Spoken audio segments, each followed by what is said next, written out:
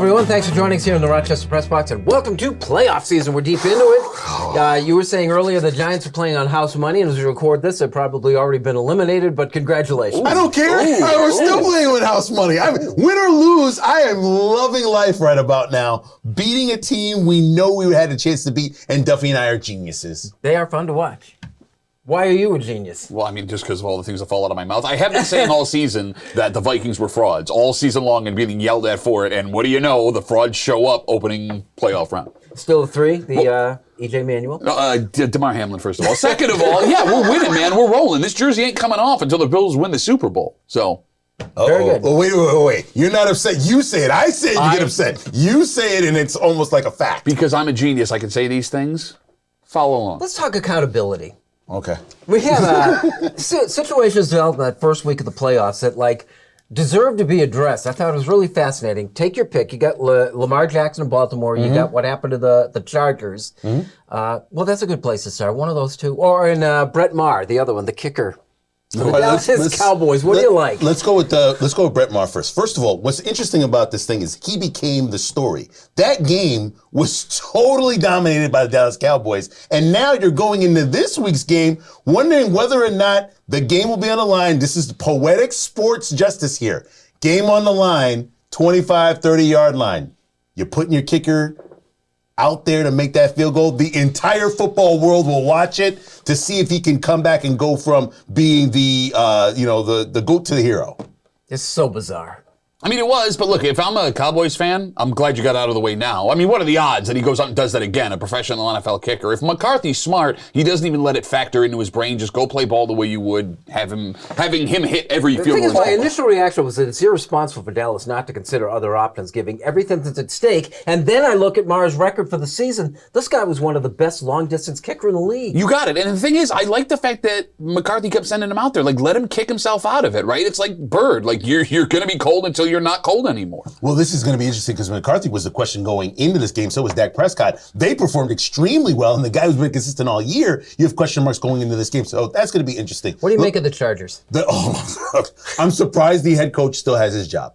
I don't understand it, and I get it. This goes to last week where we were talking about, you know what, get the head coach out, get the GM out, let's change the quarterback, let's change everything. This is the direct opposite. You almost had Justin Herbert come out and say, listen, I love this I love this coach. Let's keep him there, make it happen. But they had every reason to get rid of him, and they put it on the offensive coordinator, they put it on the quarterback's coach, and the head coach still keeps his job. I mean, yeah, look, you had back-to-back seasons where Brandon Staley is directly responsible for your season ending, and you throw your offensive coordinator under the bus. I wonder if they made him do the interview. I was curious, does Staley have to address these two and say, hey, look, I'm sorry, but we're throwing it's either you or me? Is that basically it? But that's kind of what it comes down to, right? Look, if you look at examples throughout history, there are guys who we think are giant clowns, Rex Ryan, for example, right? That guy at least had integrity, right? He, wanting to start Tyrod Taylor in that final game a couple of years ago, cost him his job because he told Tyrod Taylor, you are my starting quarterback. Then you look at a guy like Staley who, just to hold on to his job, look, man, you were up 27-0 at half. Sure, you scored 3 points in the second half, but let's talk about the 30-something points you gave up on the back end. That's not the offensive coordinator's fault. Yeah. And the Mike Williams injury the week before, you could have used him. And you kept him in the, yes, 100%. All of it falls on Staley. And the fact that, one, they let him keep his job, and allowed him to keep his job, throwing another coaching staff member under the bus is insane. And it seems to me the team has been, the past couple of years, looking for a reason to justify getting rid of him. They had it, and they've decided not to use it. The Chargers should be so much better. The Chargers and the Ravens are two teams to me that do not make sense. Yeah. I mean, I understand the injuries with Baltimore, but the Chargers, Herbert can play ball. And they got 1 year left on his rookie contract. And you have a star-studded defense, legitimately. You have weapons for him. And you, in 2 years, when you were ready to turn the corner, have made a playoff game with no wins. And it's interesting, I'll say this for unfinished business, but the Lamar Jackson thing, what a difference a year makes. I mean, here we are a year later, and you might have just circled the fact that you devalued yourself more than value yourself in Baltimore. And to our point last week, you might have Baltimore looking about really revamping this entire offense. There's a chemistry issue here that involves Lamar Jackson. Great talent, but a change of scenery might be just as good for them as it is for Baltimore. Got a bit unfinished business? I've got it on that in the year of Tom Brady, Aaron Rodgers, and a number of other things that we thought a year ago would never happen have totally flipped in 1 year. This is Rochester Press Box. We're talking about the Buffalo Bills next.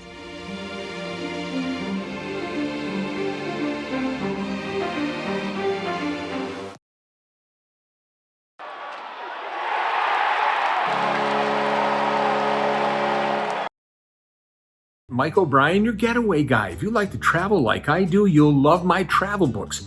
Buy one, get one free right now. Email me, let me know what you need. MikeTheGetawayGuy@gmail.com. I'll even sign it. MikeTheGetawayGuy@gmail.com.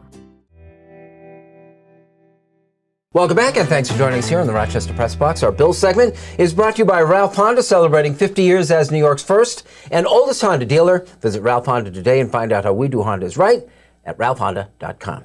Well, look, the first thing is as the Bills prepare to play Cincinnati is I think the Bengals got royally screwed in the way this thing's set up, given that they were going to put the Chiefs-Bills on a neutral site and will if it happens. Cincinnati was owed the same deal, I think. Look, I agree with you that they did catch the worst luck of everybody here, but I think that there is a solid argument that can be made. You had one less loss than everybody did. Now, look, I do understand the frustration, but if you didn't lose opening day to Pittsburgh, if you didn't lose that Ravens game, this wouldn't be an argument. You did lose one more game here. Now, I would have wanted to see that game continued if what happened with Damar Hamlin didn't happen, but, I mean, like, what other choice? That point being, if Cincinnati if that game had been played and they'd go on to win, they would have leapfrogged Buffalo into the second spot. Absolutely. And probably stayed there. If that game had continued and Buffalo beat them, they would have been in the exact same spot they're on now, rock solid with another loss. I mean, you want to play the game in Baltimore your opening weekend, so let's not play what could have happened because it could have gone Baltimore. That being the case, so I thought this was a 2.5-point game. I always pay attention to the lines. Mm-hmm. I'm surprised when it opened at 4, and then it went up. Yeah. So it's 5 now. Yeah, I mean, it says that people are confident in Cincinnati to get this job done, right? And I get it, right? Like, if you're not someone who is dialed into football, you watch the first 3 drives of that Bills-Bengals game, and it looked like the Bengals couldn't be stopped without the ebbs and flows of things that was going on. I'm very confident in this game on Sunday. I don't know why. I mean, getting them at home is big. The Cincinnati Bengals will be missing, it looks like, 3 starting offensive linemen. That at home is a problem. That on the road with that Bills crowd having to do silent calls and changing protections with Joe Burrow there, your game is chucking that ball around. And if you can't protect Joe Burrow, which they've shown at points this season they can't, it's a major problem. I feel confident in Buffalo for the other reason. The other reason was that Miami game was way too close given the lineup that they had going into it. So I believe Buffalo hasn't played their best football as of yet. A little bit sloppy in that second half. Let me just roll it in. Is that Cincinnati's in the same spot because they did the same thing against Baltimore. Thank you. But Division opponents, so they kind of both, I think, psychologically come into it the same way. But I think there's higher expectations. I think we're looking at this Buffalo Bills team, like Duffy just said, as a Super Bowl team. We're expecting Cincinnati to play well and aggressively, and they look great in that first game that they played on Monday night. But I don't think we're expecting them to go back to the Super Bowl back to back. So I don't think the expectations are that high. For this Buffalo team, it's a little bit different. And they played a little bit wild. So I would expect some of their best football on Sunday because that Miami game was that close. So I still believe the Bills will win. Cincinnati are a dangerous team. Don't keep this close. Let me put it this way. The public perception of this game is much different than the Vegas perception of this game. Because if you turn on the TV, you have a lot of people saying that Cincinnati's going to walk in there, roll over Buffalo on their way to go play Kansas City. If you look at the sports books right now and the AFC Championship odds, the Chiefs are plus 120, the Bills are plus 140, 150, depending on where you're looking. The Bengals are plus 400. What does that tell you? That when you look at these 3 teams, that the ones who know, the sharps understand that it's a Chiefs-Bills AFC Championship matchup, and this Bengals team does not match up to what Buffalo has to offer. I think Sean McDermott will have his team readily more prepared this week than he did last week. He takes a look at that film, and they are prepared to play football. This is going to be a big fight, but I think if it had been in Cincinnati, it would have been different. It's not. It's in Buffalo. You play where you play. There is an interesting factor. I'm sorry, I didn't mean to cut you off here. You've prepared for this team 3 weeks ago. Nothing has really changed since that moment, minus the fact that Damar Hamlin's not going to be in uniform.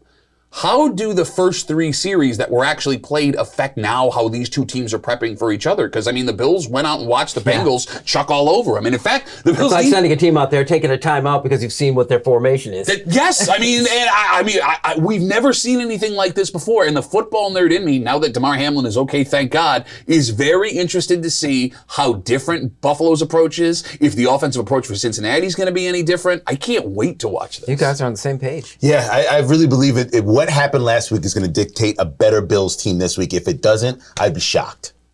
Our Bills segment brought to you by Ralph Honda. Like It or Not is next.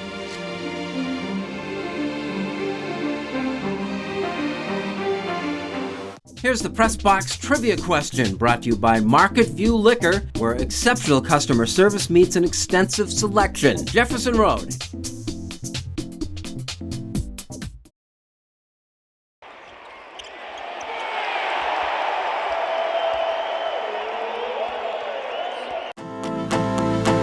Hey, hello again, Mike O'Brien, your getaway guy. I have been traveling everywhere, and you can see my latest getaways right now. Just search for The Getaway Guy on Facebook. That's The Getaway Guy on Facebook.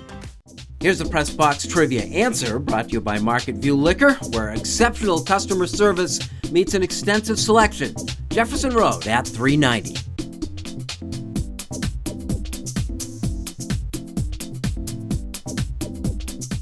Thanks for joining us and welcome back to the Rochester Press Box. Our Like It or Not segment is brought to you by Sport Clips, where the MVP experience is better than ever. Sport Clips, the pros in men's hair, no appointments are necessary. Stop by a Rochester location today. Like It or Not, I know you said you're going to get into a little bit. Give me a little bit on Tom Brady and what do you think his future might be?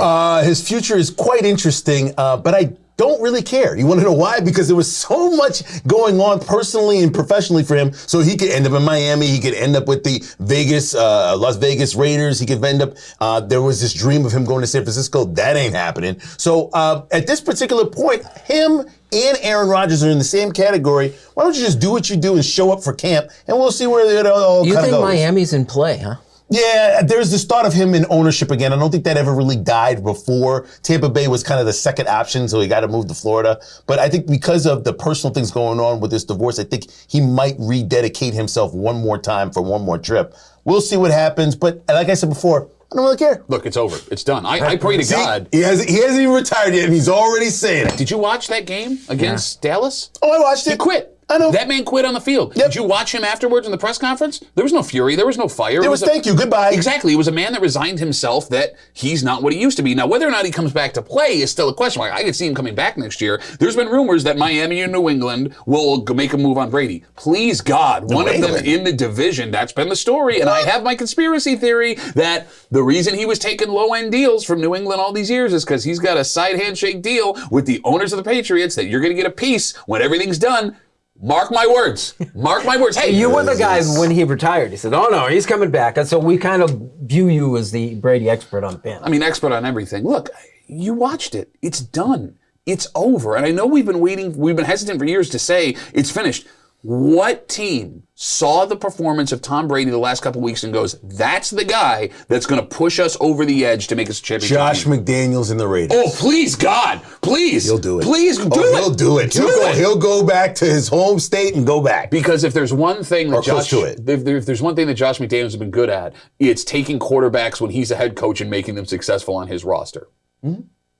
Like it or not, the situation Sean Payton finds himself in, and has anyone ever had more leverage? You know what's interesting? I don't care. Sean Payton just talk about it. Aren't the Saints just sitting there saying, hey, by the way, you got a job over here you've been stepped away from for a couple of years. Why don't you come back over here? I find it interesting just to see what happens.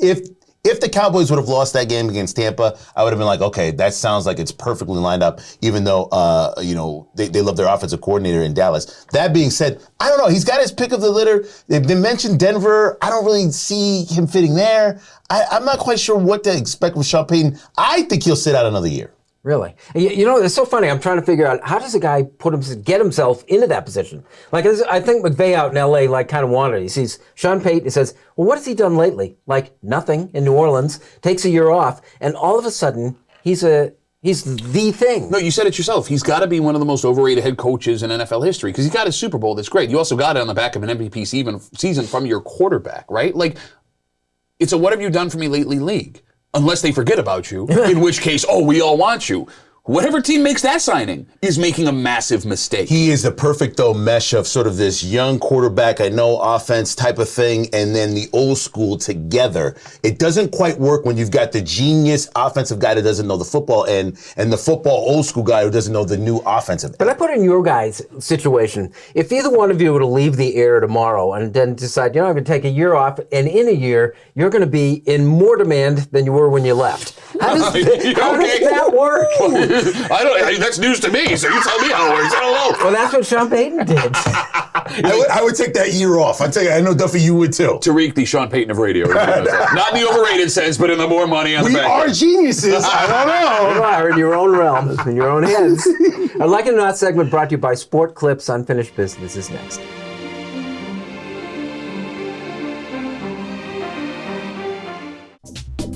The Press Box Stat of the Week is being brought to you by McArdle's Restaurant in Fairport. Come home to McArdle's.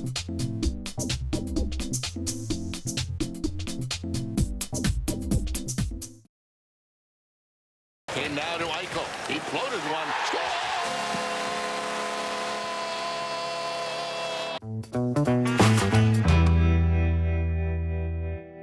Welcome back, and again, thanks for joining us here on the Rochester Press Box. Time for Unfinished Business, brought to you by the Genesee Brewhouse, your beer destination since 2012. Visit the gift shop, enjoy a tasting at our pilot brewery, and dine at our pub-style restaurant at the amazing Genesee Brewhouse. Unfinished Business, Pat, start us. What to make of the Angel Gabriel Davis, Buffalo Bills wide receiver? He's the guy that was going to move in that second slot this year and dominate, because the last couple of years, his rookie season and second year, he was a force to be reckoned with. And this season, all season long, has been a disappointment. Games of 2, 3, 4 catches, games where he was shut out, dropping balls all over the place. And Bills fans are like, Gabe, what's going on? Which is why it was so wonderful to see what happened against Miami Wildcard weekend. 6 catches, 104 yards, I believe, and a touchdown. Something that he does regularly.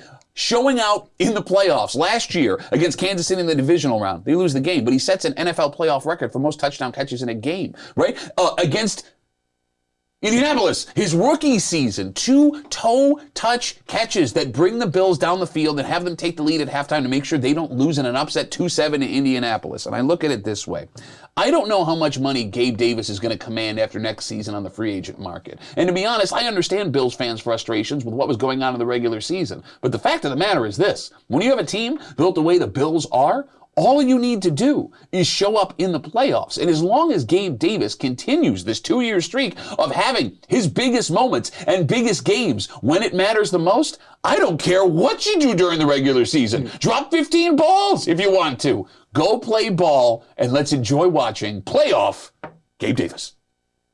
Where were we about a year ago? Tom Brady's about to retire. Aaron Rodgers is considering retiring. Lamar Jackson has a contract dispute. You think I'm going to watch the remix of this all over again? Here we are a year later, same sort of situation. Aaron Rodgers might be changing his tune. Hey, maybe I'll win an MVP if I'm in the right situation. You mean 2 years ago you weren't quite sure what you wanted to do? Now you know exactly what you want to do? Stay in the NFL? Tom Brady, personal issues came up. Looked like he was going to go right back in for football again. Next thing you know, he takes a week off during training camp. Next thing you know, he's going through his personal issues. Next thing you know, they still make the playoffs, even though at a terrible record, but yet I'm not quite sure what I want to do next year. And then you have Lamar Jackson, a contract dispute, whether or not he should re-sign this big deal. Do you think his value is bigger then than it is now? It is not. I don't know about you, but I see these stories kind of repeating again, and every time I see the remix of it, I get a little bit disinterested. So I don't care what these 3 guys do, but just do it so we can watch some football.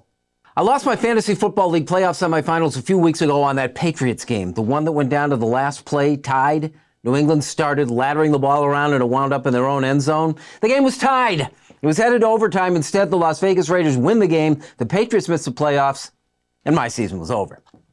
Then 3 weeks later, the New York Jets were down a field goal to Miami, desperately trying to come back. After another series of laterals, the ball wound up in New York's end zone, rolling out of bounds for a safety. Game over. Miami won by 5 instead of 3. The betting line was 3.5. Bad beats. There's a story of some clown, a wealthy clown, however, who bet $1.5 million on the Los Angeles Chargers to win when they were up 27 on Jacksonville last week to pocket an easy $11,000. Not so easy, was it? Then last Monday night, Dallas beat Tampa Bay in a game that scored 45 points. The over-under for the total points scored was 45.5.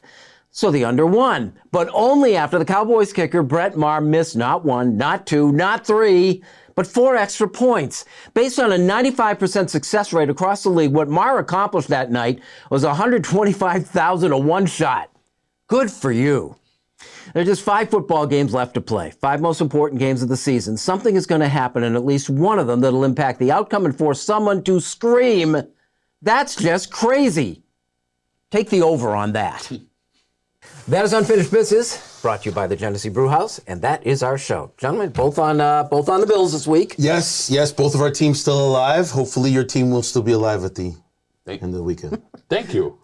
What is that? Maybe. What is happening? Why would you do that? I don't know. It's the peace accord. I think it's... Thank just you for happy to be joining here. us. And we'll see you next week for the Rochester Press Box. He's like, I don't want to shake your hand. No, I'm saying.